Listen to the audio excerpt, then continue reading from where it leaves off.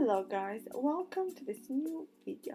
Today we are going to talk about Gandhi, and specifically we are not going to discuss all of what he did, but we are going to talk about somewhat the legacy or part of the legacy of this man.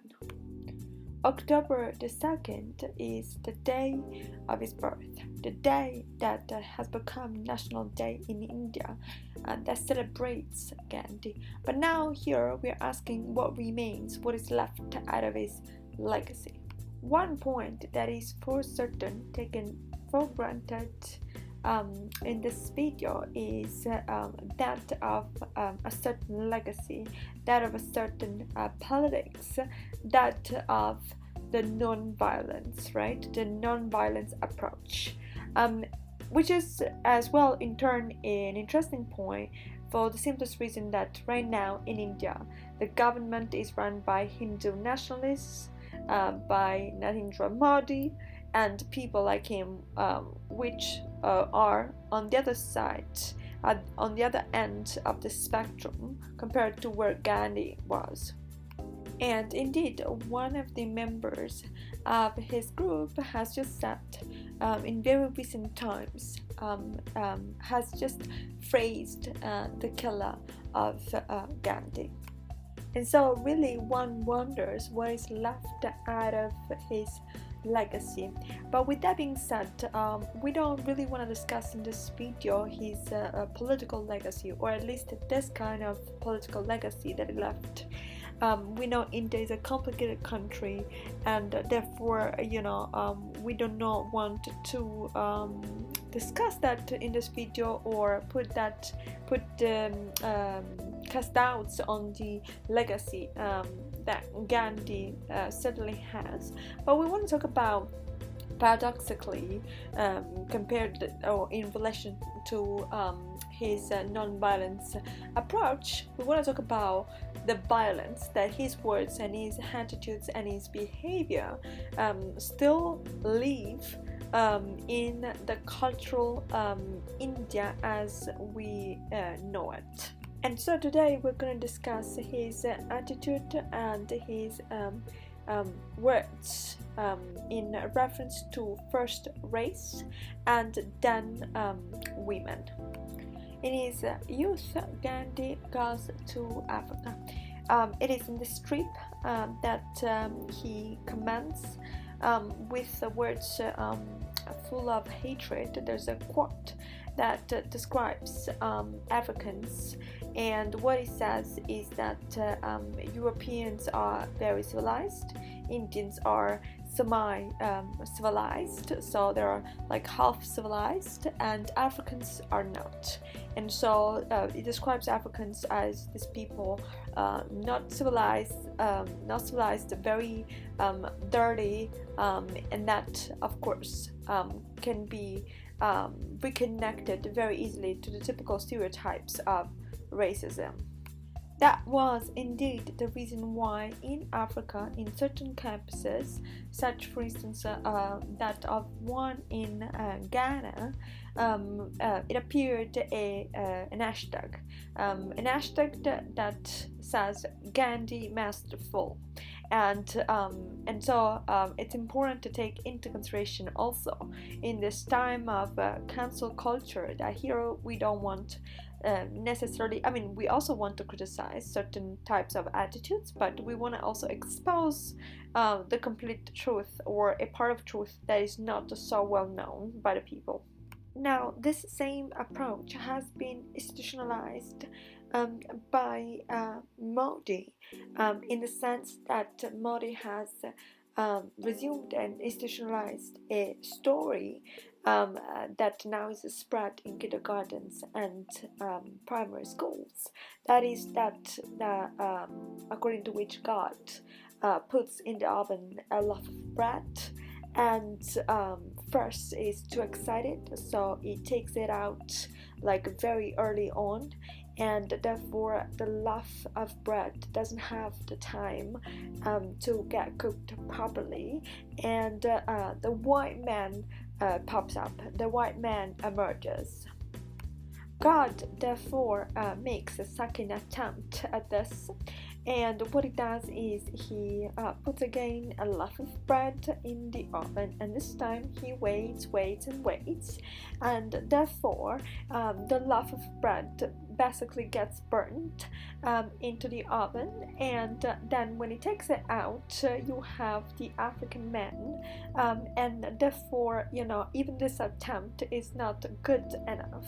And then finally, in his third attempt, God manages to take out the loaf of bread out of the oven at a proper time, and that is how the Indian man was born.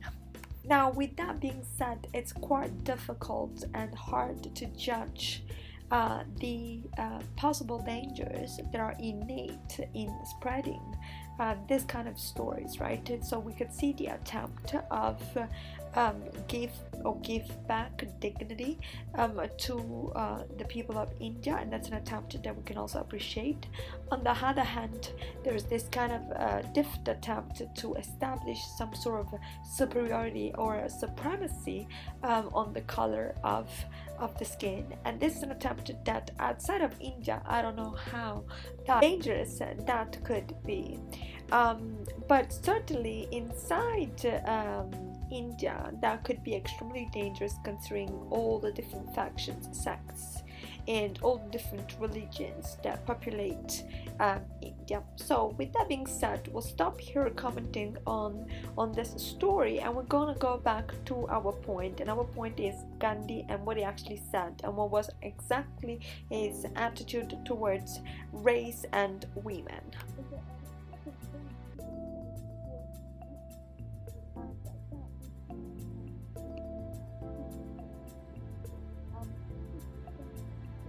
Women were assaulted by African guys, right? And not the guys, but the women were deemed as the culprits of this assault, right? And here there's like some backwards mentality that is important to keep in mind, but also the understanding seems to be that it's on the women not to be the agents that provoke attacks or assaults of this nature. And of course, this is a position that cannot be maintained in today's society when we know better. So his ideas were followed through by his actions, right? So he cut this women's hair, right? And by doing so, shows a very important thing, that is like it's on you to have your femininity and your feminine power to get diminished, right? And now we know how hair is important in this society, how much women but also men care about hair, and it's a distinctive sign the way we look, right? And it's also somewhat what gives us some type of power on other people, and so its words and actions were followed by other sort of comments, such as that the period, the female period, is a sign of a perversion of women themselves. Gandhi is also the same man that promotes the non-usage, and so discourages women from using condoms, right, in a way that, you know, it's extremely dangerous for sexually transmitted infections and diseases. And again, Gandhi is the same person that at a certain point says things like raped women do not have any value, and the father of raped women can go and seek revenge by himself. And those are horrifying quotes to listen, to see, and to hear from Gandhi. And now we understand no man is perfect, but this is important to eradicate as a mentality more in general. And again, it's not plausible to think that this kind of stories, this kind of comments, this kind of attitudes leave no legacy in a country such that of India, and therefore it's important to keep that in mind, impressed in our mind, because this mentality is absolutely dangerous. And Gandhi himself is the same man who in his 70s used to sleep with his niece, who was barely a teenager, just to test his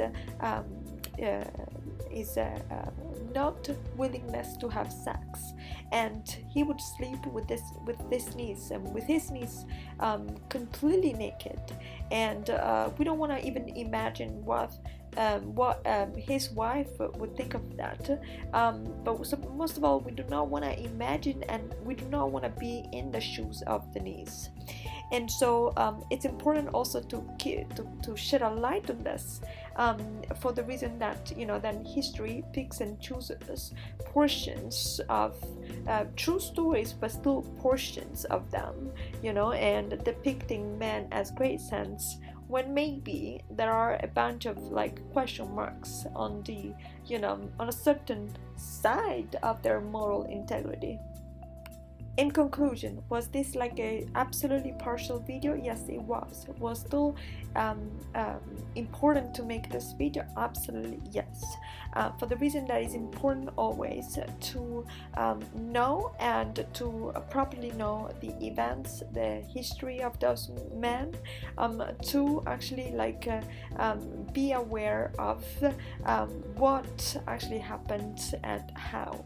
And so with that being said, I'll leave the comments to you guys, and we'll talk some more next time. Bye bye.